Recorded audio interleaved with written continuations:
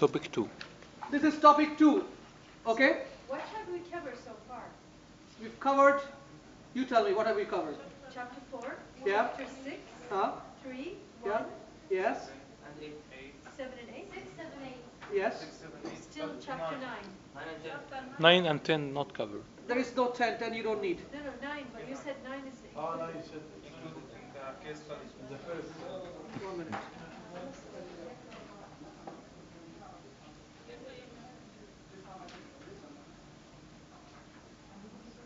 still.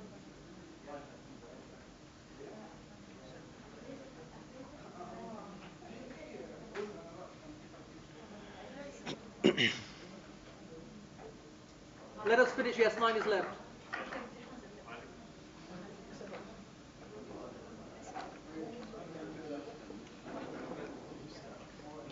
This is topic 9. Okay?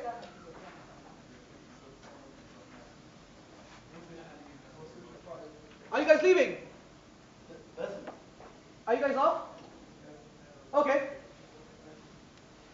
Why change occurs in an organization? The relationship between organizational success and change management. Why is change desirable? Sursur. So this is about change. Yes. Sursur. Very nice. Cockroach. Cockroach. Key factors influencing the success of change. The role of managers in the change. Chapter 9. Topic 9. Okay. Topic 9. Yes, topic 9. Okay. Reason for the organizational change. Organizations grow. They change the product or improve into new products. New competitions come into the market, as a result of which they need to change their strategies. New technology comes to the market. External factors such as economic, political, geographical conditions put pressure on the existing organization. Why? You missed out Sursur, right? You came in late. I'll tell you why Sursur. Now, a learning organization is an organization that is open to change. A learning organization integrates individual employee learning into organizational learning, where there is a constant culture of training and development, where there is a constant culture of doing new things the new way, where there is a culture of promoting learning and development in individuals. They have a training budget. Okay? They have e-learning platforms. This is the focus of learning organizations. Process or systems. Improvement of process, improvement of systems like IT, HR process, operation process, sales process, culture, improvement of culture, learning, empowerment, teamwork. A learning organization always promote these things. Knowledge management, capture of new knowledge, storage of knowledge in forms of documentation, data, standard operating procedures, and utilizing of that information. You might have knowledge, but how is the knowledge being used? How is the data being used? You will learn about this part more in the MIS module. When you do your MIS module in your MBA, you learn more about this. Continuous improvement. The reason why Nokia died. The reason why Xerox died. They did not innovate or improve their procedures. TQM, REV, what is TQM? Total quality. What happens in TQM? What happens there? No, in TQM. Quality is looked upon as a very important faction, should I say, of the organizational facet. Quality is applied in every single policy and process. And a review or an audit is done periodically. Performance or process improvements are categorically documented and stored. And finally, creativity and innovation. People are encouraged to take risks. Do the new thing. Try the new way. Break the rules. It's all right. I will support you. I'm your manager. Challenge. new kind of decision making. These are the basic facets of a learning organization. R&D, of course. There is a very strong R&D team in the organization whose job is to just do research and development. There are two kinds of change, radical and incremental. Radical change is shift in strategy, complete change in strategy, complete change in culture, complete change in the systems and structure. Downsizing, restructuring, merging with another company, the change of the management head, like CEO. Incremental change is about evolutionary change that avoids sudden shifts. It is not sudden. The impact is felt slowly, gradually. Radical, you feel immediately, oh my God, new CEO. Oh my God, we are merging with that company. New products, new technology, new processes. Slowly. New processes. The old processes are kept, but new processes are initiated as well. So you don't feel the heat immediately. First, okay, about change management. They're talking about this, but I will tell you this in a different way. Do you have anybody called do you know anybody called Sarah? Yeah. Lots of Sarahs.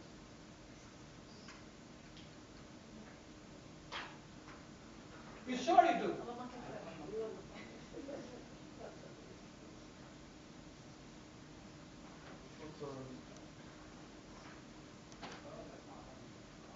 This is what they're actually showing you.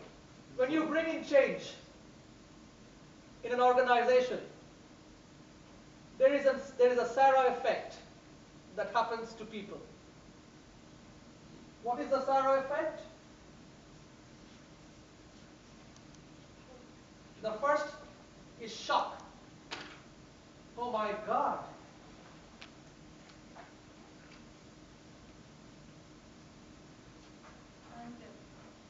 How could they do this? How could they start this?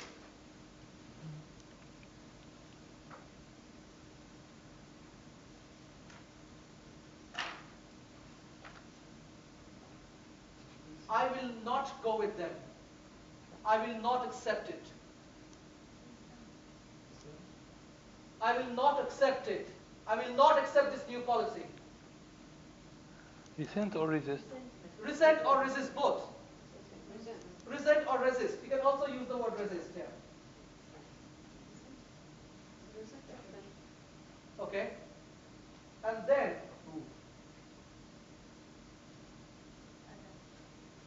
approve or adopt. Or accept? Or accept. Okay.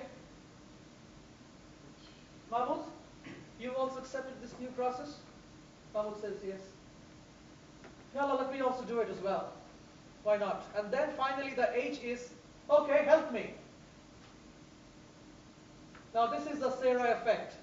So when you've ever, whatever you're seeing here is actually the Sarah effect. First, they're shocked because they don't know why the change was needed. Determining the need. They were shocked. They were angry because they thought there are obstacles that will prevent their growth or their comfortability. That you need to explain to them. They were resisting because the change was not introduced or communicated properly. The R. They finally tried to approve or accept when you unfreezed or moved to refreeze the process. And then they said, help me, when they finally found out the uses of it. You know, everybody needs a dump. Yes? This is exactly what happens when we do audit. First we do the gap analysis, then they got shocked. Oh, really, this is all the gaps that we do have? How could you say that? Well, you can see with them. I mean, you're No, sending that's what them, I'm saying. yeah, you're sending them the report, then they try to defend themselves, especially the department. Then You- finally they have to approve. Then Accept. they will ask me as a Help me. consultant for help to do the design. How do I, please help me Exactly, yeah. fill up the gaps. Yeah. The reasons for organizational change, these are the external factors. Globalization, demographics, technology, economic conditions, changing consumer behaviors, changing in governmental regulations, shift in social values, and internally is an internal crisis. Need for process improvement when people like Rev go out and do an audit and say, these are your gaps, and if you do not fill up these gaps, we will not get ISO certifications. New efficiency requirement, which comes from your competitor or the market analysis. Need for improved skills, once again, as per the market analysis. Need for improved performance because you're not meeting up the targets, what you're required to get. The org structure has changed. You've redefined the jobs. You've redesigned the jobs. Okay? Sorry. Oops. Now these are the two main factors of change for any organization in any industry.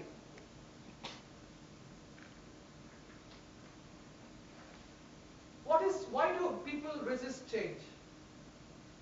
They like routine. They're scared. Insecure. Or routine life. We don't like something new. Khalas, period. It's human nature. It's human nature. It's human nature. Fear. It's fear. What? You know what's the full form of fear? How do you spell fear? F-A-I-R. F-E-F-A-I-R is you. Okay? You're the fair maiden, but like fear is F-E-A-R. F-A-R. F-E-A-R. F stands for false. E stands for evidence. A stands for appearing. R stands for real. Fear is nothing but false evidence appearing real.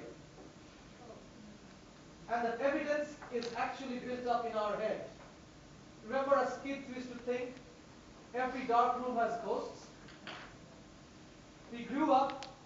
It's not actually practically 100% right because some happen like when acquisition happening.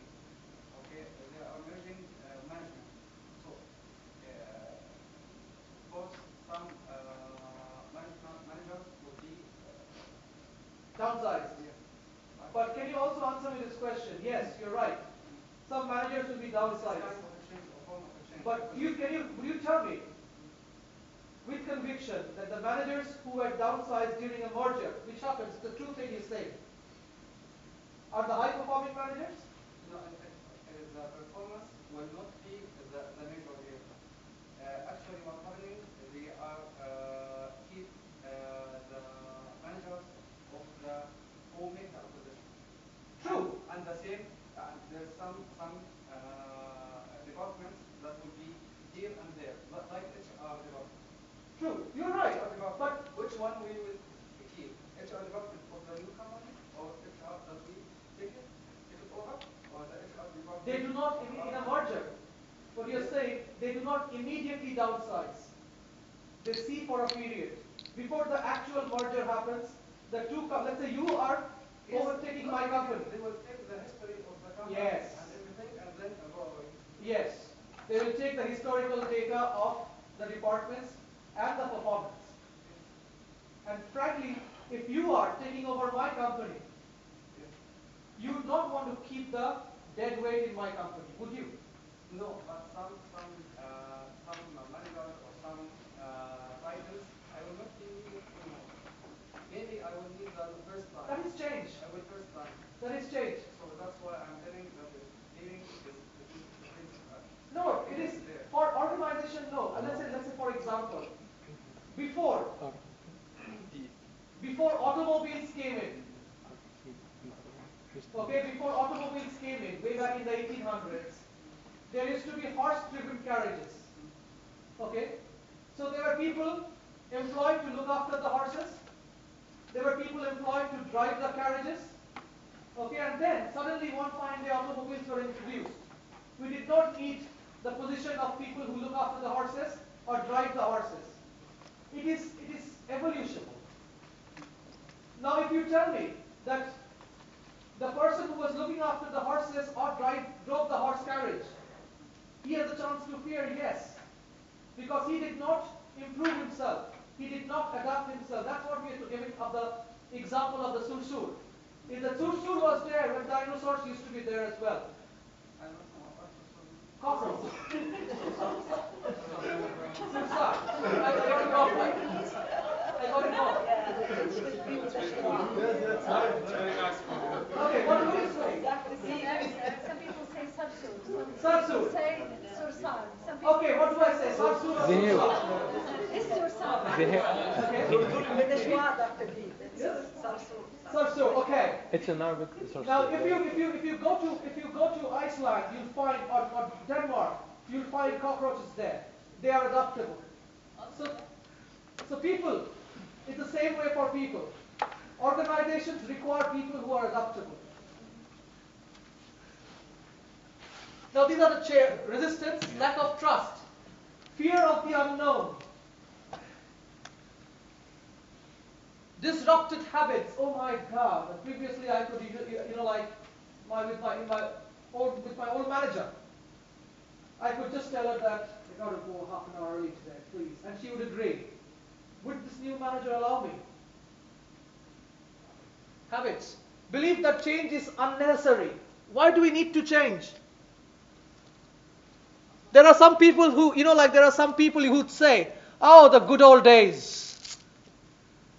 You remember 20 years, especially people who have been in the organization for a long time, 10 years, 15 years. They would probably sit with you and tell you, I have seen the company when it started. What days it used to be. We had such good times. But you need to go back and tell them, hello, sir, I'm sure you had a great time, but in your time the company was 100 people, now it's 10,000. With due respect to you, of course. Loss of confidence, which means I am not capable of performing new tasks. Loss of control. No say in the new process, as he mentioned. Some departments might be mobilized, as he very correctly mentioned. Poor timing. Overwhelmed by things moving too fast. I don't like things so fast. I'm scared. I'm insecure. Work overload. Physical or mental. Lack of purpose. I do not see. This is the most important thing. For any change communication, there is something called WIIFM. Do you know what it stands for? FM. What's in it for me? Fantastic. Mr. HR manager, Mr. change agent, Mr. functional head, you are changing, you are bringing in something new. What's in it for me? So you have to, when you make your presentation or your communication to your staff, you need to clearly define to them what is going to be their benefit. Economics, pay and benefits will be reduced. They fear so. If this new company takes in, if this merger happens, they might reduce our pay. Yeah, with when changing the systems, Mm-hmm. what happened with people? Their performance, they will be checked first, and their performance will go down, and after a while, their performance will be over the expected or Of course. estimated, Of because course. they wanted to keep the best old, ones in. the old system. They won't show that we are using The old system as the well. system is very well, and then they will use They'll adapt, they'll move in. This is how you reduce. First is communication. Clear, concise, appropriate communication. What's in it for me? A very clear what's in it for me.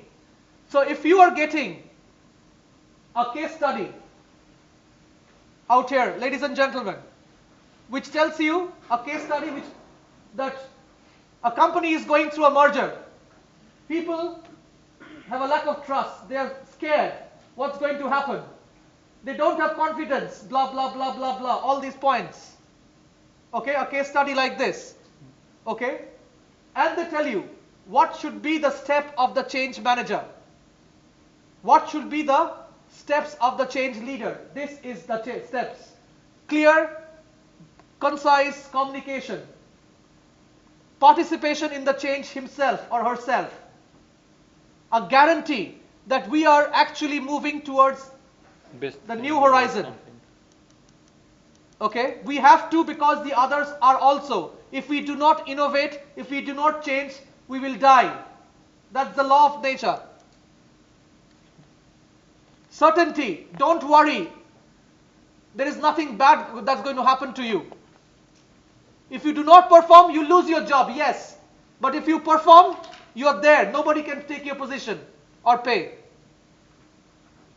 Counseling, constant, regular. Especially during the first 6 months of the change, constant, regular counseling. What is counseling? Counseling is talking to one-on-one. What are the problems you're facing because of this change? And vice versa.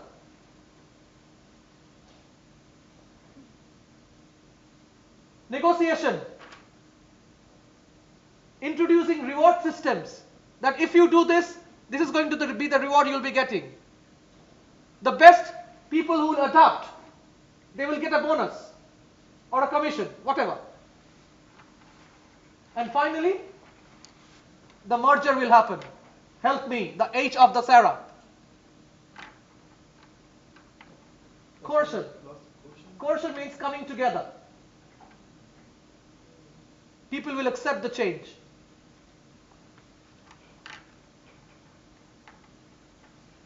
And how long does it take to get to the edge? It depends on organizations to organize. There is no set time for this. But they say that if you adapt to the change within the first 6 months, It's about commitment. it's about commitment. It's about communication. What kind of communication is going out? What kind of interventions like reward, negotiations, what kind of counseling is happening? Okay? That will accelerate your change. It's about assertiveness. Assertiveness as well, but not aggressiveness. Managing change, what you need to do, diagnose. Diagnose what? What kind of problems can arise because of this new thing? Generate commitment, as he said. I want you in this with me. You are my team. I want you in this with me. Planning. What will be the next steps? What will be the communication? Then implementing. Slow process. Monitoring and reviewing of the improvements. Embedding. Slowly converting from old to new. And it needs patience. Because there will be a lot of people with your Sarah effect. Don't be impatient. Don't get angry when you see this. So to move from S to H, it will take time. Accept that. Give that time. That should be a part of your planning. And finally, reviewing. Constant, periodical reviewing of what transitions has happened. How far the people have traveled. Your requirements as a line manager, you need to be open, honest, and fair in your communication styles. Completely visible, transparent. You should be able to lead and motivate your staff towards the change. Have you heard about this poetry called Charge of the Light Brigade? The Charge of the Light Brigade is a real life story about the British Army. They had to go through a certain pass during World War I. Okay? And on both sides of the pass, the Russian army was there. And they had to cover the pass to capture the place they were trying to capture. But it was sure shot death. Because going through this pass with the Russian army on both sides, it means death. But they did that. They had the faith and the trust on the leader. And the poetry says, we were not to question why, we were not to reason why, we were but to do and die, So into the valley of death wrote the 600. Okay? So will your team follow you without questioning? Will your team follow you without reasoning? Have you been able to generate that kind of commitment from your team?